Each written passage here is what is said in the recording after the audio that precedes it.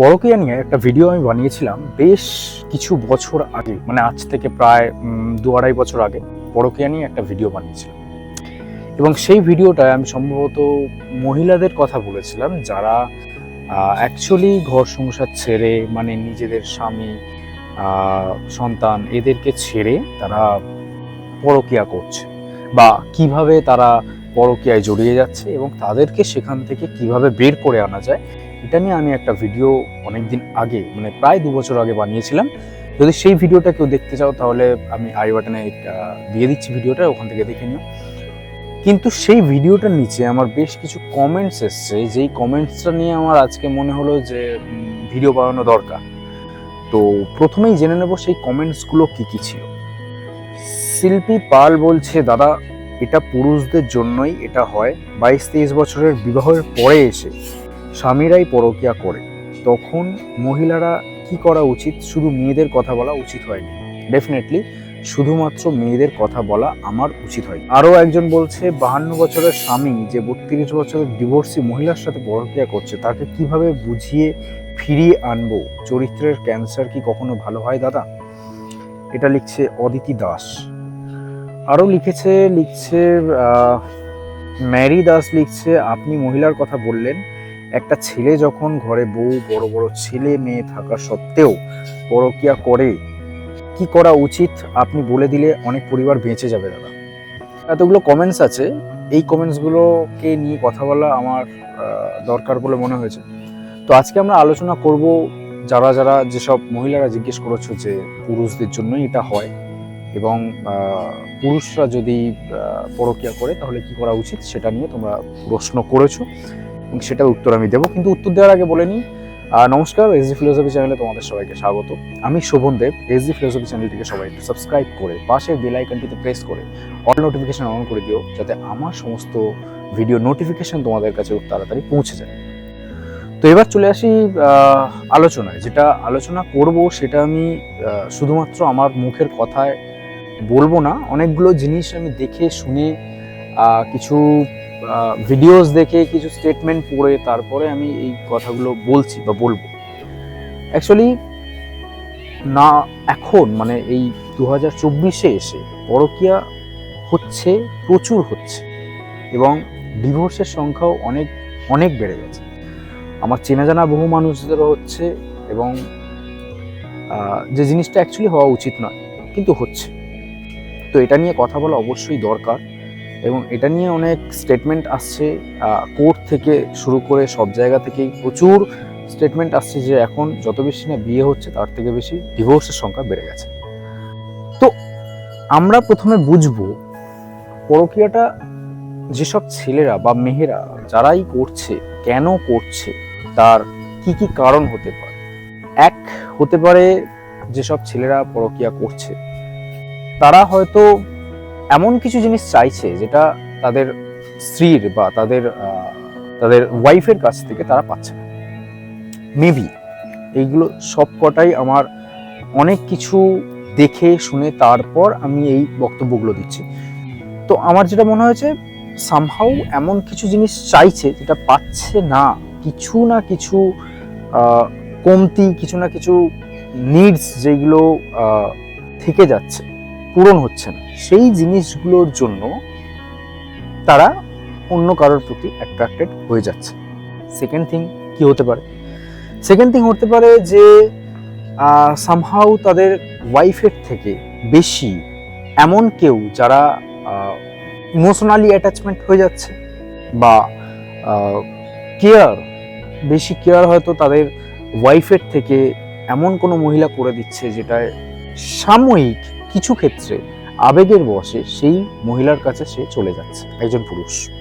আর 3 number হতে পারে, যেটা হচ্ছে যে এটা সব থেকে বড় ফ্যাক্টর, ফিজিক্যালি চাহিদা, যেটার জন্যই পুরুষরা বিভিন্ন নারীর কাছে চলে যাচ্ছে। 3টে জিনিসই আমার মনে হয় কোথাও একটা হওয়া উচিত নয়। এটা আমার ব্যক্তিগত মতামত, একদমই এগুলো ঠিক না যেটা হচ্ছে, বাট আমাদের পরিবেশে, আমাদের আশেপাশে, সমাজে এগুলো ঘটছে। সো তার ভিত্তিতে কিছু কথা আমি বলবো। এই 3টেই যদি মেন রিজন হয়ে থাকে, তো এই তিনটে জিনিস থেকে তোমাদের প্রশ্ন আছে যে কিভাবে ফিরিয়ে আনবো। নাম্বার ওয়ান, যদি বাস্তবটাকে মেনে নিতে হয় তো আমি বলবো 70% তোমরা ফিরিয়ে আনতে পারবে না। এটা কথাটা খুব তেতো লাগলেও এটা সত্যি কথা, তোমরা ফিরিয়ে আনতে পারবে না। আর ফিরিয়ে আনতে চাওয়াটাও সেটা বোকামি হবে, নিজের সেলফ রেসপেক্ট বলো, নিজেকে ছোট করা হবে, বা এমন কিছু কথা তোমরা হয়তো তার পরিপ্রেক্ষিতে শুনবে যেগুলো তোমরা সহ্য করতে পারবে না, সেখানে নিজেদের ইনসাল্ট ফিল হবে এইসব করতে গিয়ে, আর আলটিমেট দিন শেষে তারা ফিরবে না। এটা একদম বাস্তব, ফার্স্ট এটা মেনে নাও। সেকেন্ড, যদি প্রথম দিকটা আমরা দেখে নিই যে একটা ছেলে কিছু কিছু জিনিস চাইছে যেটা সে পাচ্ছে না, সেটা তার ওয়াইফের কাছ থেকে, হয়তো সেটা সময় হতে পারে, সেটা কেয়ারিং হতে পারে, সেটা যা কিছু হতে পারে যেটা পাচ্ছে না বাট সে চাইছে। এরকম দিনের পর দিন এরকম থাকতে থাকতে থাকতে থাকতে একটা শূন্যতা পূরণ হচ্ছে, এবং সেই শূন্যতায় কেউ একজন এসে সেই শূন্যতাটা পূরণ করে দিচ্ছে, তখনই সে পরকীয়ায় জড়িয়ে পড়ছে। এটাই ঘটছে অ্যাকচুয়ালি। এবার বক্তব্য হচ্ছে, সেই ক্ষেত্রে তোমাকে যে ওয়াইফ আছে তাকে বুঝতে হবে তার হাজব্যান্ড এক্স্যাক্টলি কি চাইছে, তার নিডস কি। তো সেই নিডসগুলো যদি সামহাউ পূরণ করতে পারে, আমার মনে হয় কোথাও একটা গিয়ে, যদি তার অনেক বছরের রিলেশনশিপ হয় তার ওয়াইফের সাথে, তো সেই ছেলেটি ফিরে আসা সম্ভব। একটা সময় গিয়ে সে বুঝতে পারবে যে না, এটা আমার ঠিক হচ্ছে না, এটা ভুল হচ্ছে। আবার অনেক ক্ষেত্রে এমন হয় যে কোনো ছেলে খুব ডেসপারেট হয়ে যায়, একটা এক্সটার্নাল অ্যাফেয়ারে গিয়ে সে ভেবে নেয় হয়তো যে একে নিয়েই আমাকে থাকতে হবে এবং আমার পুরনো যা কিছু আছে সব আমি ভুলে যাব, এরকম ডিসিশনে চলে আসে। তো সেই ক্ষেত্রে বলবো, তোমাদের বিশেষ করে যারা ওয়াইফ আছো তারা চেষ্টা করতে পারো তোমাদের মতো করে তাকে বোঝানো যে যেটাই সে করছে সেটা ঠিক না। যদি দেখো সে বুঝছে না, সে তো বুঝবে না, যদি দেখো সে বুঝছে না, তাহলে আমার মনে হয় সেক্ষেত্রে তোমরা চুপ হয়ে যাও এবং সে যেটা করছে সেখান থেকে সরে এসো, কারণ ওকে ফেরানোটা তোমার পক্ষে সম্ভব না, কারণ তুমি ফেরাতে পারবে না, চাইলেও পারবে না, এবং সে ফিরবে না। যতদিন না সে নিজে থেকে রিয়েলাইজ করবে এটা একটা ভুল পথ, ততদিন পর্যন্ত তোমরা কেউ বা পারিপার্শ্বিক কেউ তাকে ফিরিয়ে আনতে পারে না, কারণ তার এতে গিয়ে যেই বলবে না কেন সেই তার কাছে খারাপ হয়ে যাবে। সুতরাং কি দরকার তাকে শুধরাতে গিয়ে বা তাকে তার ভুল চোখের সামনে দেখাতে গিয়ে, কারণ সে তো বুঝবে না।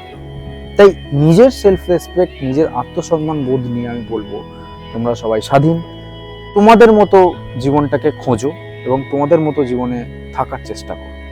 যদি কারোর ফিরে আসার হয় ডেফিনেটলি সে ফিরে আসবে, যদি বাড়াবাড়ি কিছু না হয়ে থাকে তাহলে অ্যাকসেপ্ট করে নাও, ক্ষমা করে দাও, আর যদি বড় কিছু হয়ে থাকে তাহলে ক্ষমা করো না। তাহলে তুমি তোমার মতো থাকো, তাকে তাকের মতোই থাকতে দাও, তাকে আর ফিরিয়ে এনে নিজের লাইফটাকে বরবাদ করো না। 3 নাম্বার যেটা হচ্ছে সেটা হলো সব থেকে বড় ব্যাপার, ফিজিক্যালি অ্যাটাচমেন্ট। আর এই জন্যই বেশিরভাগ ক্ষেত্রে পুরুষরা নিজেদের ওয়াইফকে ছেড়ে চলে যাচ্ছে। এই ক্ষেত্রে যেটা করা উচিত সেটা হলো, তুমি হয়তো কোনো ভাবে সেই পুরুষটাকে টেনে নিয়ে নিজের কাছে চলে এলে, কিন্তু সেই পুরুষটা যে আবার সেকেন্ড টাইম কারোর কাছে যাবে না এর গ্যারান্টি কিন্তু কেউ দিতে পারবে না। কারণ যাকে তুমি আজকে নিয়ে আসছো, ফিরিয়ে নিয়ে আসছো, তার যদি বেসিক ক্যারেক্টারটাই এটা হয় যে কারোর কাছে যাওয়া, তাহলে সে আজ নয় কাল যাবেই, সে কোনদিন শুধরাবে না। আর এই ক্ষেত্রে বেশিরভাগ যেটা হয় যে যেই মেয়েটির কাছে যাচ্ছে সেই মেয়েটিও কিন্তু সুবিধাভোগী হয়, সেই পুরুষের থেকে কিন্তু যেমন কিছু দেয় উল্টে নিয়েও নেয়, এটা ম্যাক্সিমাম ক্ষেত্রে ঘটছে।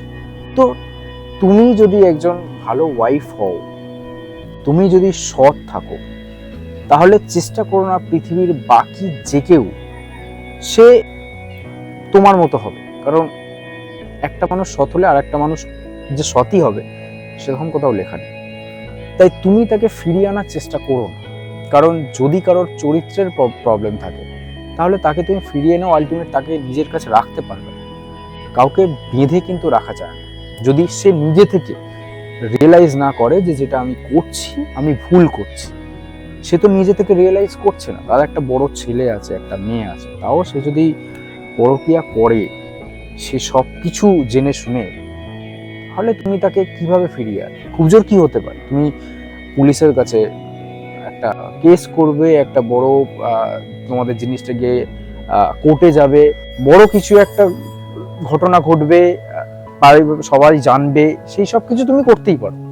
যদি সে তোমার সাথে খারাপ ব্যবহার করে থাকে, তোমাকে মারধর করে, তাহলে ডেফিনেটলি এইসব জিনিসগুলো করো।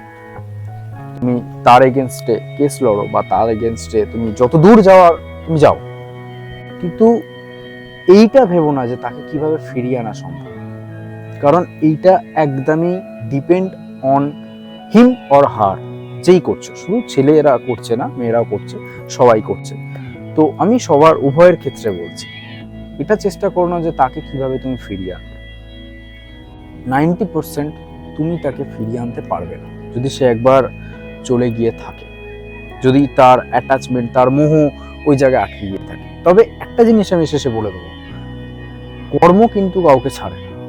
যদি তোমার সাথে কেউ খারাপ করে, তাহলে তার সাথেও খারাপটাই ঘটবে। এই জিনিসটা তোমাকে বিলিভ করতে হবে, বিশ্বাস করতেই হবে। কারণ এইটা তুমি একটু ইতিহাস ঘেঁটে দেখো, যে যার সাথে আজ খারাপ করেছে, তার ফিউচারে খারাপই হয়েছে, কিছু না কিছু খারাপ হয়েছে, এমন জায়গায় গিয়ে খারাপটা হয়েছে সেখান থেকে আর সে উঠতে পারেনি। সুতরাং তুমি কাউকে বদলাতে পারবে না, তুমি নিজেকে বদলাতে পারবে। তাই যদি তোমার সাথে খারাপটা ঘটে থাকে, তাহলে তাকে বদলানোর চেষ্টা না করে নিজেকে বদলে নাও, সেটা অনেক বেশি সহজ। নিজেকে বদলাও, নিজেকে চেঞ্জ করো, নিজের মতো থাকো, দেখবে ভালো থাকবে। যে যা করছে তাকে করতে দাও। যদি মনে হয় যে কিভাবে ফিরিয়ে এনে তাকে তার দায়িত্বটা বোঝাবো, তাহলে আমি বলবো সেটা তোমার হাতে নেই, সেটা সময়ের হাতে ছেড়ে দাও। তোমার সাথে যদি কেউ অন্যায় করে, তার এগেনস্টে যতটুকু করার সেটা করো, কিন্তু তাকে ফিরিয়ে আনার জন্য নিজের সেলফ রেসপেক্ট, নিজের আত্মসম্মানটাকে ভাসিয়ে দিও। ভালো থেকো, সুস্থ থেকো, অ্যাক্টিভ থেকো, মোটিভেটেড থেকো, অবশ্যই হ্যাপি থেকো নিজের জীবনে।